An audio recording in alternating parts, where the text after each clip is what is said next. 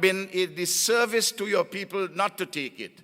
When he gave it, his validation, everybody says that Pt40 is a good thing because Obama says a good thing.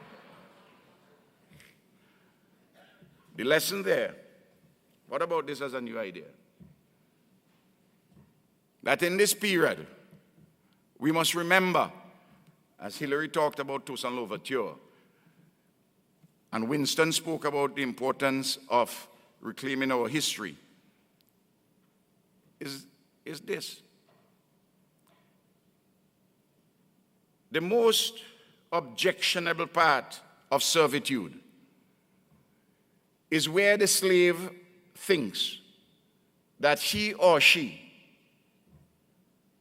has less freedom of action than he or she actually possesses. And that the slave self-imposes upon himself or herself limitations which the very master has no intention of putting on top of us. So that when our professor says to us, on security issues, we must have a multiple set of security relationships. If we venture to do that, the editorial writers are telling us that how could you do something like that? We are undermining something I don't know about, because we are fearful of our own selves, because we do not have a sense of self-mastery and the idea that we can further ennoble our Caribbean civilization. You know, I should finish because I think I have said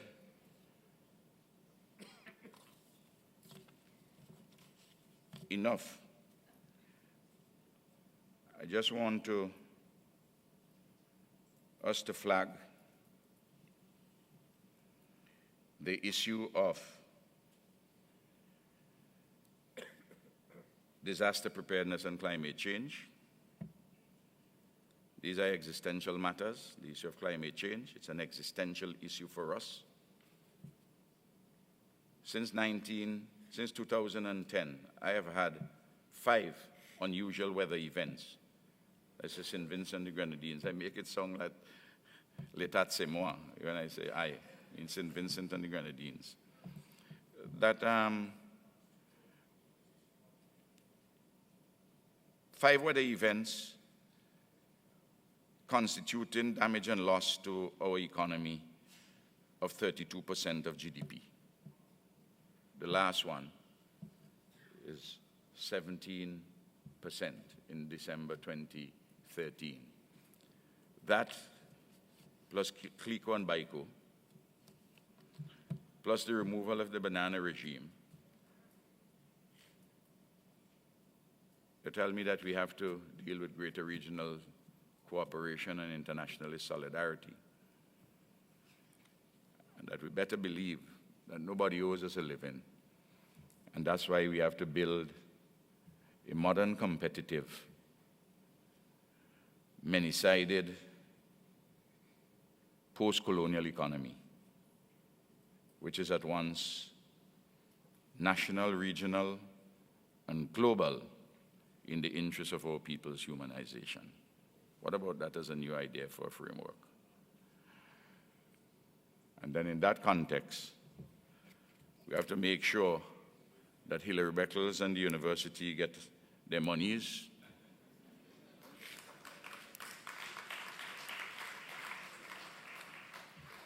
But it also means that the people who are teaching at the University of the West Indies really teach some things which can help us.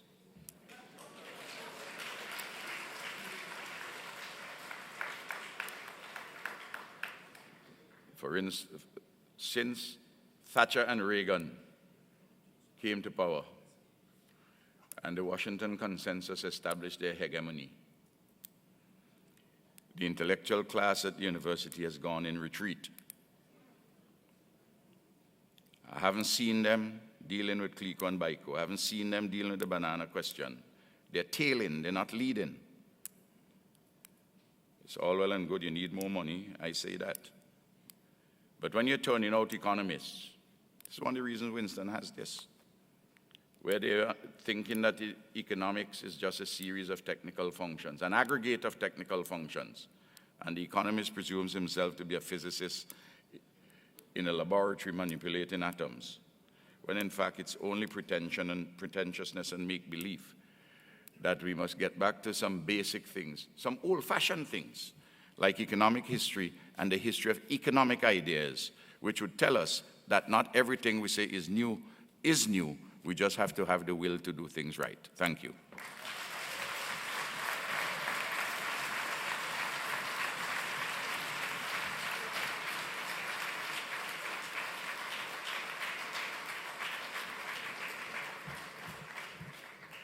Good luck. Thank you very much, ladies and gentlemen, excellencies, and distinguished panelists. I won't tarry long, because the senior Prime Minister has spoken, and has spoken in his usual eloquent style.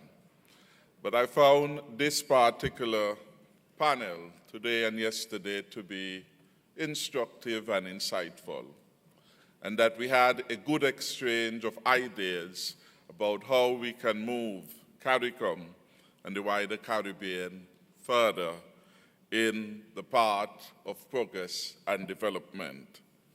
And while all the ideas were certainly not new, many of them deserve repetition.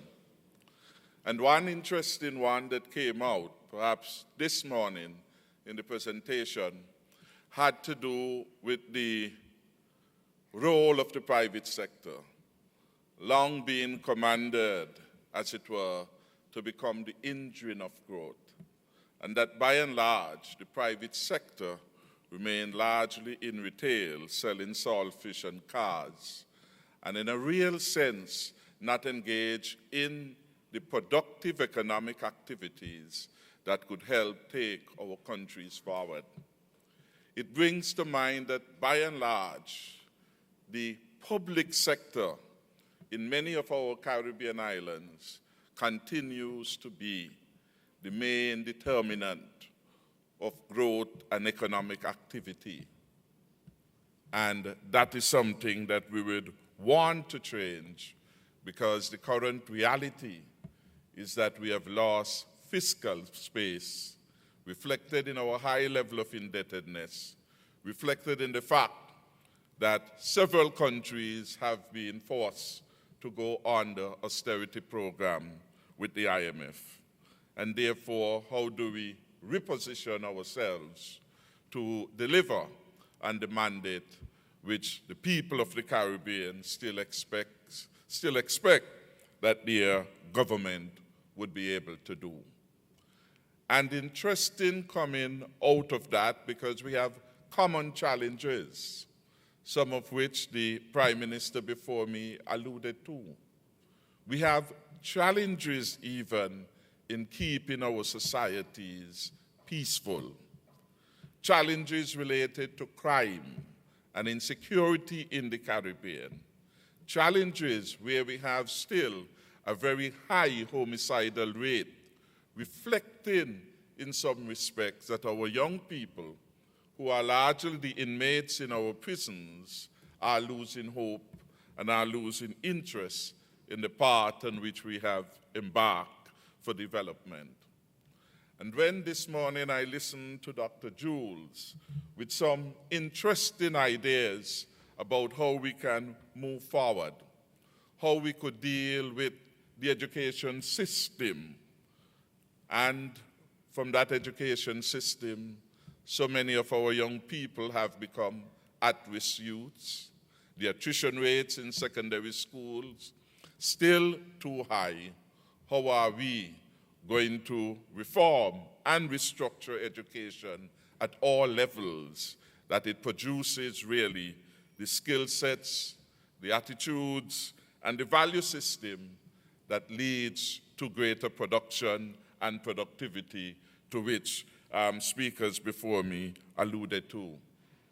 We have the critical challenge of healthcare and how we are going to deliver an appropriate quality and affordable health care to our citizens. How we are going to deal with the fact that our region has now become a region noted for the high level of non-communicable diseases and the impact that that is having on our own production and productivity.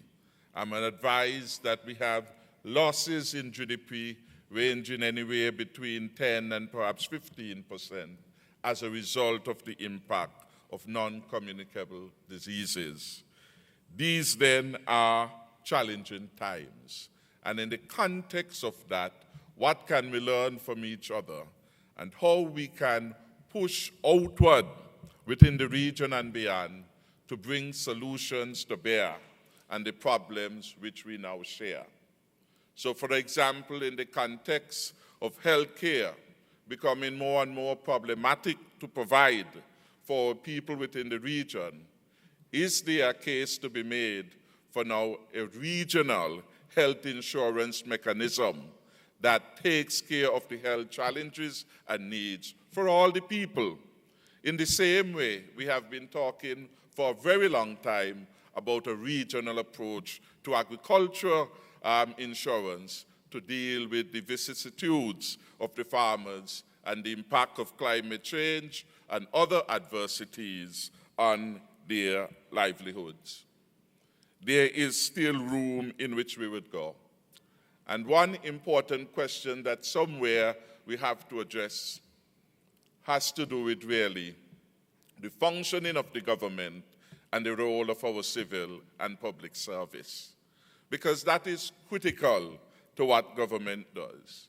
And so when we speak about the absence of implementation or the implementation deficit within the region, the absence of will, is it absence of political will or an absence of the will at the technical core of the public and civil service within the region to help advance those political decisions that had been made? That is an important issue. As we look at the path to which we must go, and one of the panelists spoke to the need for the notion of developmental state, where does our traditional civil service stands in the context of that thinking of a developmental state? Can we continue to have the public sector, personal emoluments, pensions, etc., be such a significant part of the revenue and the expenditure of our own region? 30, 40%. It's not just that, but the personal emoluments speaks to a civil service and a public sector that is padded. Therefore, how we are going to deal with the issue of the surplus labor within the public sector and to transform them into gainful activity, that to me is an important idea that we have to come to grips with. And Dr. Jules attempted to deal with that when we began to speak this morning about the issue of small and medium-sized enterprises and the need for there to be a consistent base of support to nurture entrepreneurship